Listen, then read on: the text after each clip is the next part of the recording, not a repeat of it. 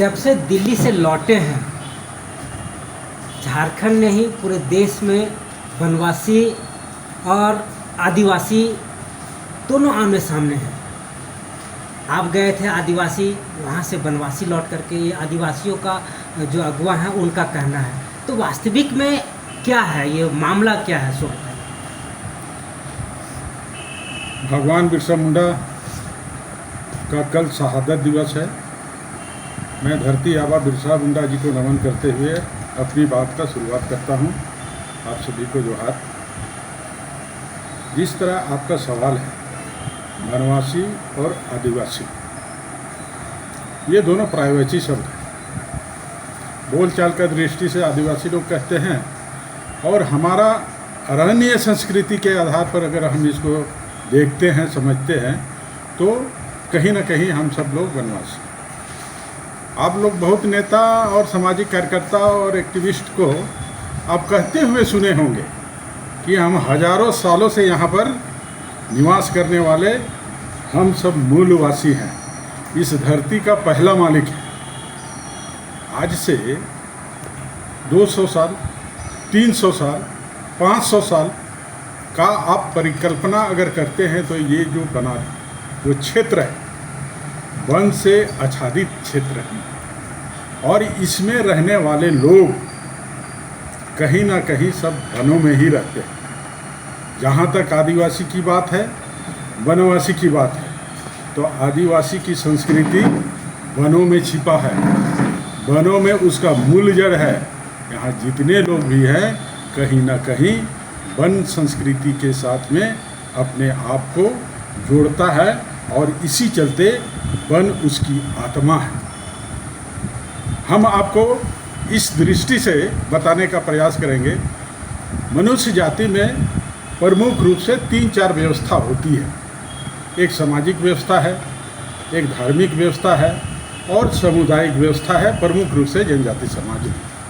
अगर हम सामाजिक व्यवस्था में अगर लेते हैं, सामाजिक व्यवस्था को हम दृष्टि अंदर तक हम डालते हैं, तो यहाँ पर जन्म से लेकर के मरण तक का जो उसका रीति रिवाज और परंपरा है, उसका संस्कार और संस्कृति है, वनों की संस्कृति उसमें रग रग का छिपा हुआ है। कोई अगर जन्म लेता है, कोई बच्चा जन्म लेता है, तो उसका अगर पहला क्रियाक्रम अपने समूह में, अपनी परिवार में अगर सम्मिलित करने का है, तो उसका पहला जो है छठी का संस्कार। और उस छठी का संस्कार में दोना, पुड़ू और खाला, दोना, पुड़ू और खाला, इसका उपयोग होता है। ये जो दोना, पुड़ू और खाला का क्या चीज़ से बनता है? वन में पाए जाने वाला साल का पेड़, उसका पत्ती से उसका शुद्धिकरण करके उसका नामकरण होता है, और उस परिवार में उसको सम्मिलित करता है। या तो नाना के पास में जाता है, या तो नानी के पास में जाता है, या तो दादा के पास में जाता है, या तो अपने नज़दीक रिश्तेदार के यहाँ पर साकी किया जाता है। तो ये जन्म संस्कार का हमारा आधारभूत उस जंगल से है, जहाँ पर साल वृक्ष का दोना, पतई और पुड़ू में, खाला में, इसको हम सब लोग संस्कार विधि के साथ में उसका ये नामकरण करते हैं, और अपनी रिश्तेदार में उसको शामिल करने का काम करते हैं। वही बच्चा जब थोड़ा सा बड़ा होता है, तो उसका मुंडन संस्कार होती है। मुंडन रीति रिवाज के आधार पर उसको समुदाय में शामिल करने का बात होता है, समूह में उसको अंदर करने की बात होती है। तो वैसा समूह में जो मुंडन संस्कार है, वो मुंडन संस्कार यही जन्म की वन की संस्कृति के आधार पर उसको बैठाया जाता है, और उसी तर्ज पर, उसी लॉजिक पर, उसी हमारा सामाजिक व्यवस्था के तहत में उसका मुंडन संस्कार किया जाता है। और मुंडन संस्कार किनके साथ होता है? वन के साथ में जो देवता है, वन के साथ में जो देवी है, वन के साथ में हमारा आराध्य है, उसके सामने उसका माथे का बाल को छीला जाता है, और उसको हम अर्पण करते हैं, वन देवी देवताओं को अर्पण किया जाता है। इस तरह मुंडन संस्कार है। शादी की संस्कार, शादी की संस्कार हमारा वन संस्कृति से कैसे जुड़ी है उसको मैं बताता। एक अभी यहाँ पर हम देख रहे थे शादी का कार्ड। शादी का कार्ड में एक सामान्य हिंदू का में भी मड़वा होता है और एक अनुसूचित जनजाति का शादी में भी मड़वा होता है। कोई भी भारत का संस्कृति को मानने वाला, वन की संस्कृति से जुड़ने वाला व्यक्ति, उसका शादी से पहले मड़वा होता है। मड़वा इसी चलते होता है, हम उस संस्कृति को देखते हैं जब जंगल से काट करके उसका पवित्र शाखा को लाया जाता है और उस शाखा के साथ में मड़वा लगती है और उस मड़वा में हमारे देवी देवताओं का निवास होता है, कुल देवी का निवास होता है और गांव का जितने भी क्षेत्रफल है उस क्षेत्रफल का देवी देवताओं का भी हम लोग व्यवहार करके वहाँ पर स्थापित करते हैं। जो वन की संस्कृति से वन का देवी देवता को भी हम आह्वान करते हैं। तब हमारी साक्षी के रूप में हम जब सिंदूरदान करते हैं तो हमारा वन का देवी देवता, घर का कुल देवी देवता और सीमाना का सभी देवी देवता, चाहे वो गाँव देती है, चाहे सरना माँ है, चाहे आपका देवी मंडप है, चाहे आपका चंडी माँ है, सभी का समावेशी हमारा शादी का इतिहास के रूप में साक्षी बन करके वहाँ पर उपस्थित होते हैं। तो ये हमारा वन की संस्कृति है। जब विवाह होती है तो विवाह में फिर क्या होता है, वही जंगलों की दोना पतई और पुड़ू और खाला का संस्कृति है। जब तक उसको हम नहीं करते हैं तब तक मेरा शादी नहीं होती है। सखुआ का पतई, साल का टहनी, साल का वृक्ष का अभाव अगर रहेगा तो शादी नहीं माना जाएगा, वो शुभ नहीं होता है। आज वर्तमान में थोड़ा सा चेंजिंग आ रहा है, बदलाव किया जा रहा है, लेकिन हमारी जो वन की संस्कृति है, जन्म से लेकर के मृत्यु तक, ये वन की संस्कृति है। और वन की संस्कृति सामाजिक संस्कृति है और उस सामाजिक ताने बाने के साथ में हम सब लोग जीवन यापन करते हैं और इस संस्कृति को आगे बढ़ाते हैं, वही है वन संस्कृति। अब ये इतना सारा चीज़ सामाजिक रूप से, धार्मिक रूप से और सामुदायिक रूप से हम ये संस्कृति को आलिंगन करते हैं, ये संस्कृति को हम सब अपनाते हैं। अब इसी को बोलता है कि ये लोग वन की संस्कृति को अपनाने के अलावा आज दूसरी संस्कृति को जो अपना रहा है, वही लोग बोलता है कि ये लोग वनवासी नहीं। आपको और एक उदाहरण हम दे रहे हैं। ये जो कहने वाले वन में रहने वाले जो वन के निवासी है, वन के निवासी में शुद्धता होती है, पवित्रता होती है, सीधे सादे लोग होते हैं। वनों की संस्कृति में जीने वाले लोग आनंदमय और सुखमय होता है। आज कहीं अगर कोई घर बनाता है तो घर का एक छोटा सा पाठ में वन लगाने का, पेड़ पौधा लगाने का, बगीचा लगाने का काम करता है, क्योंकि हम उस संस्कृति से हैं। उस संस्कृति भले हम आज शहर में हैं, लेकिन उस संस्कृति को हम निकलने घुसने के दौरान हम उसका अवलोकन करते हैं, उससे हमारा दिल में समावेशी होता है, क्योंकि हम उस संस्कृति के वासी। तो आज का दिन में जो लोग, जो ऐसे लोग, जो वनवासी, वन में रहने वाले लोग, वनवासी जो अपने आप को गिल्टी फील हो रही है, उसको लगता है कि हमारा मतलब कि अपमान हो रहा है, तो हम बताना चाहते हैं जो वेटिकन सिटी का जो संस्कृति में रहा है, इटली का एक देश, इटली का देश में एक वेटिकन सिटी अलग देश बना और उसका क्षेत्रफल कितना है जानते हैं? 57 हेक्टेयर जमीन में एक अलग शहर बनाया और उस शहर को ये वेटिकन सिटी वाले लोग, ये चर्च का संस्कृति वाले लोग, ये धरती का एक स्वर्ग माना है लोग।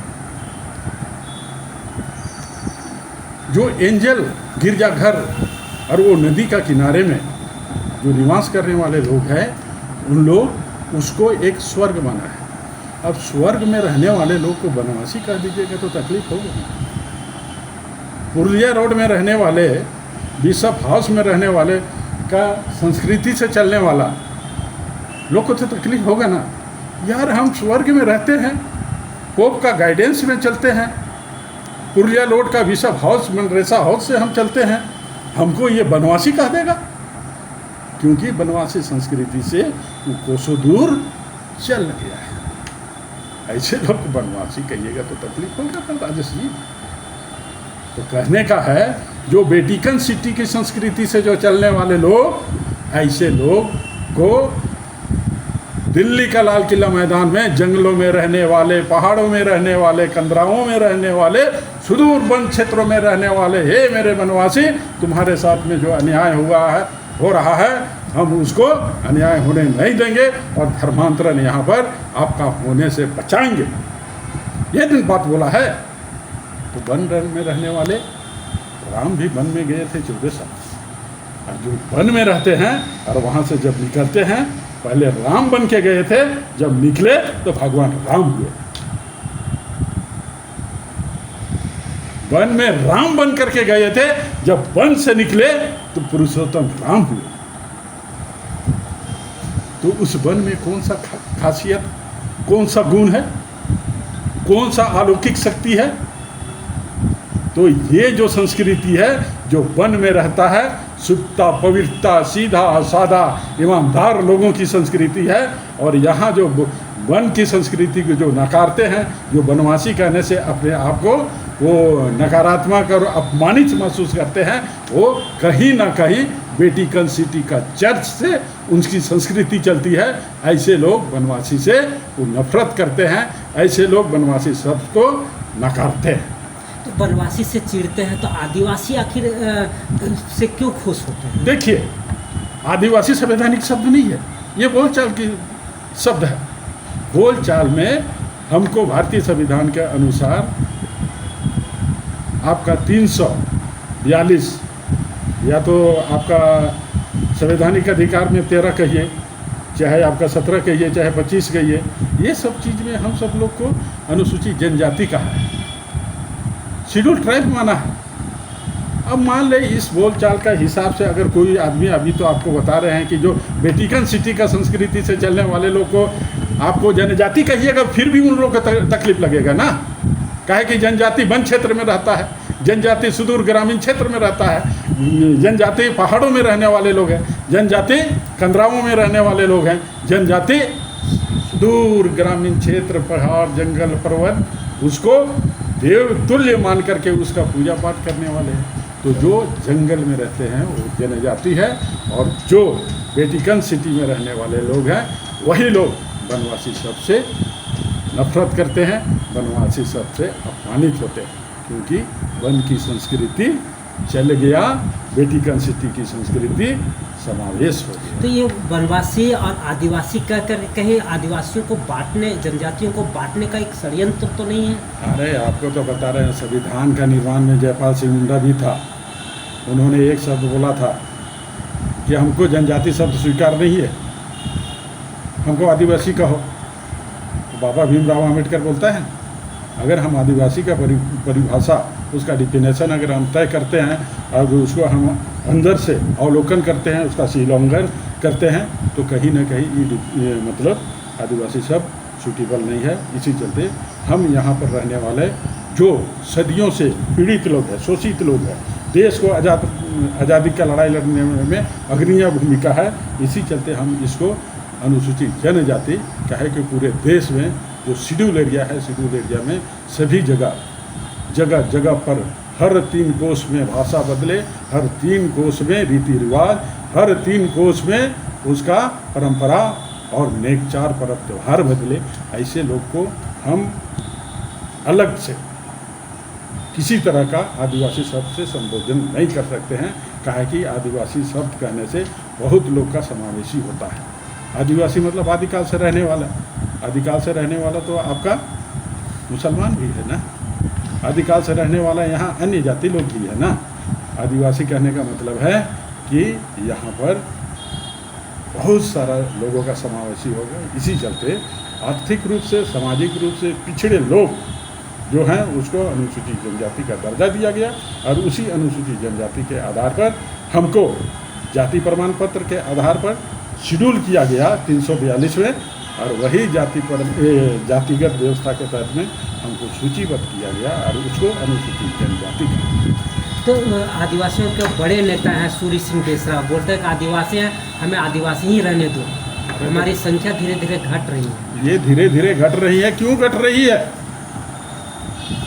विधायक रहे हैं, विधानसभा का मेंबर रहे हैं,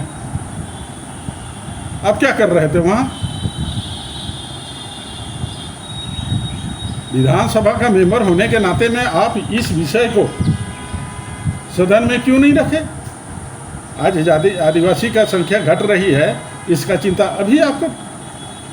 देश आज़ाद होने से पहले ही हमारा संख्या निरंतर घटते जा रही है और आज़ाद भारत में सबसे ज़्यादा हमारी संख्या एकदम सीधे तौर पर बहुत ज़्यादा संख्या घट गई है।